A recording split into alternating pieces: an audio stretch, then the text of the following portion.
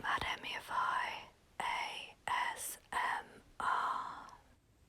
Welcome back to MademmyifyASMR.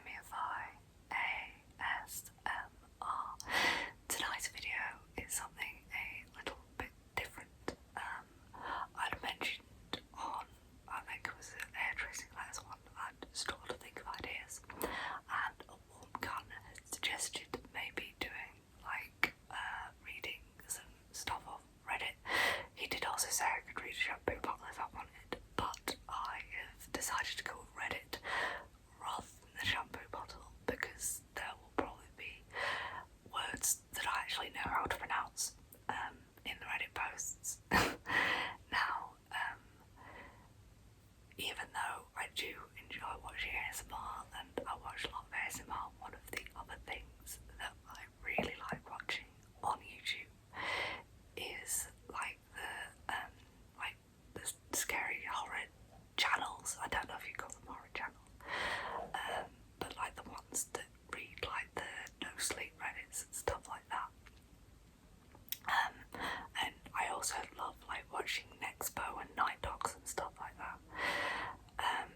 And so I picked a couple of stories from the Let's Not Meet subreddit, and they are what I'll be reading tonight.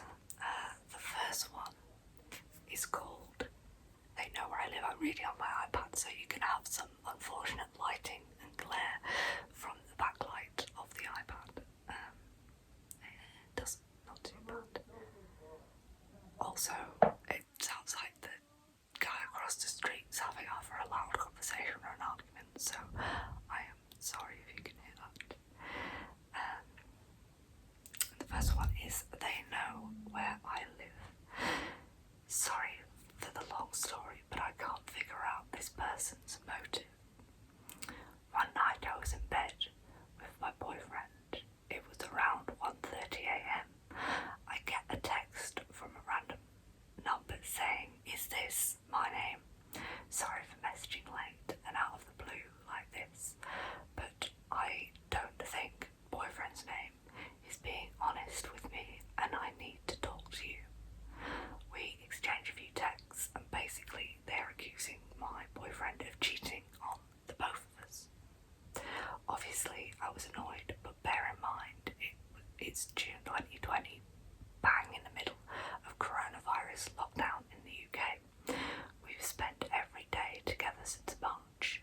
He denied it all and insisted he didn't know who this person was. The same number starts texting him, angry text, calling him a lying rat, etc. Not looking good for the boyfriend. But this is when it gets weird. This person gives no specifics. They won't tell me their name, what my boyfriend has done, only that he was a liar and I was an idiot for believing him. I'd ask, but they would just reply vague, angry text. Their grammar and spelling was good, but they used slang words from our local area. We assumed maybe it was some kid who found our numbers on kids who found our numbers off Facebook and were having a laugh, so tried to ignore it. Then nothing until my boyfriend gets a text the following afternoon asking him to meet them at a local social club for some company. Me and my friend got straight in the car and went down there. No one was there and the club was closed because of COVID, but we couldn't help but feel like we were being watched. It was really weird.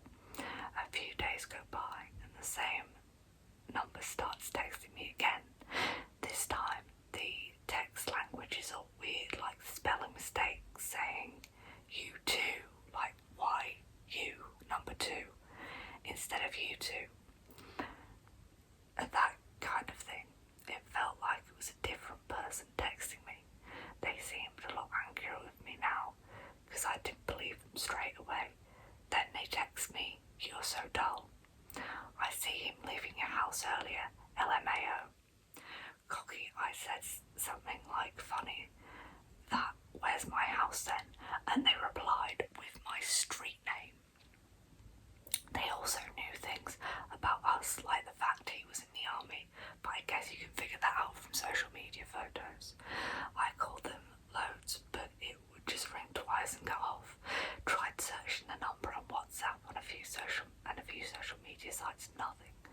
Only on Instagram the number would come up with a location of a film company in Rotterdam in the Netherlands.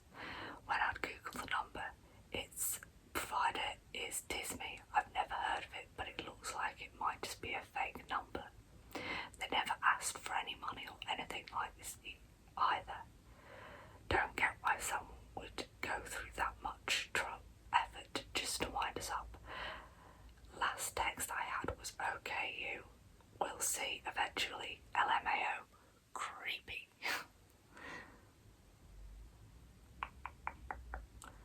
The next Let's Not Meet is a slightly long one. It's called the Interstate Incident. This happened to me during my junior year of college. For context, I'm a 20-year-old female. I was driving from my hometown in the Chicago suburbs to University in Missouri, which is about a 6-hour drive.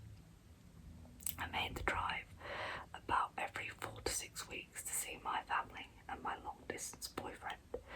There are two main ways to take to the town my university is in.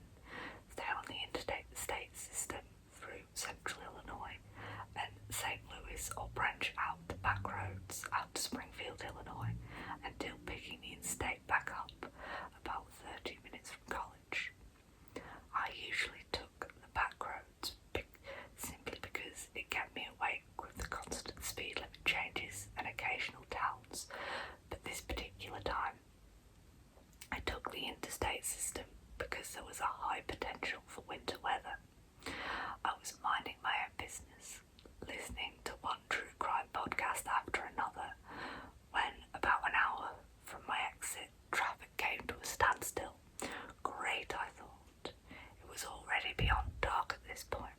It was also a Sunday night, and I just wanted to get home and catch a decent night's sleep before my Monday classes. After a while, emergency vehicles flew past the traffic on the shoulder, indicating that there must be an accident up ahead. After what felt like forever, traffic slowly started crawling again and eventually started moving a little as we passed the accident. This is when it started. I will admit I like to drive fast on the interstate, especially on this particular drive. What college kid doesn't? I was in the right lane with a decent amount of space between me and the car in front. This is when I noticed someone right on my bumper. Seriously, I muttered aloud. Traffic was no longer super heavy, and the person could easily pass me in the left lane. Suddenly the car began flashing their brights at me and honking. I was extremely confused. I turned off my podcast and kept an eye on my rear view. The person continued to flash their brights, half blinding me in the darkness through my mirror. Asshole, I said, flooring it into the left lane. I manoeuvred in and out of a few cars, attempting to get away from whatever issue this person had, except they followed my every move. Being a 21-year-old female, I began to get a sick feeling in my stomach. I had listened to enough true crime and general horror stories to be just the right amount of paranoid. I had read on social media recently about girls from my school encountering sex traffickers in my town and along the interstate that runs through it. One of the town's papers had even run a series of stories regarding multiple sex and human trafficking rings that use this interstate to traffic victims because it basically runs the length of the entire country. I shook the disturbing thoughts out of my head and continued doing about 85 mile an hour in the right lane unless I had to go around someone. The car continued to follow me, flashing its lights and barely letting themselves ever get more than a few cars behind me or behind and beside me. I finally took the exit to my university. I looked back and